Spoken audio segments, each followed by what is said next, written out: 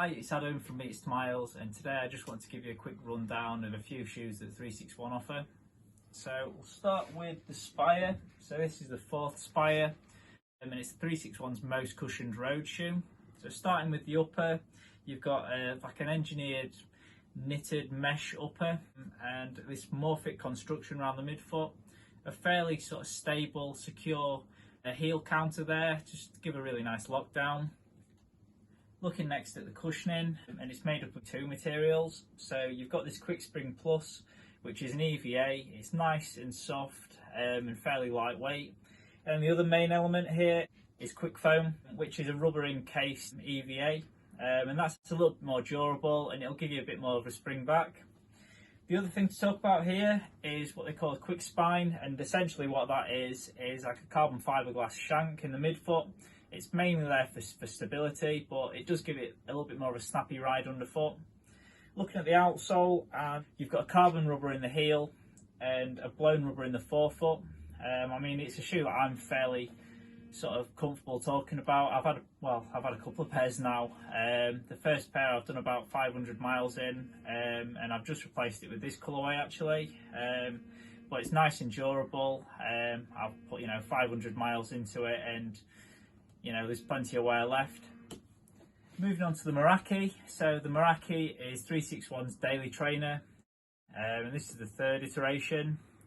Again, it's a shoe that I'm pretty familiar with. I had the first one. In fact, the first one was the first shoe that I ran in like post NEOP. But then with the third one, I got this early last year and ran a lot of mileage in it. So looking at it compared to the Spire, one of the main differences I feel between the Spire and the Meraki is the fit on the upper. So the Meraki is a little bit wider in the forefoot, and you've also got an external toe protector there instead of an internal one. One way it's similar, however, is it's still got that Morphic cage and a fairly stout heel counter to ensure a decent lockdown. Midsole wise, it's again fairly similar in its building blocks. There's just a little bit less of it. So you've got an EVA cushioning unit with this quick foam layer, which is positioned a little bit differently compared to the Spire in the forefoot especially. So with the Spire, it is a little bit lower to the ground. It's actually the bottom layer. I think it's a little bit more noticeable because of this, and because of that, I prefer the feel of the Spire in the forefoot. And also a quick spine in there. So again, carbon fiberglass shank.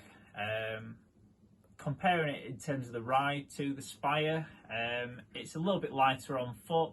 It's slightly more flexible in the forefoot as well. So you've got these what they call quick flex grooves. So in the forefoot, it's nice and springy. It allows you to get into toe off. Again, outsole is fairly similar in design. And the last shoe that I want to talk about is the Fierce. So the Fierce is 361's more budget shoe. It just came out actually, so early this year. And comparing it to those other two, it's a little bit less cushioned. There's not as much rubber on the outsole, but the ride's a lot more flexible.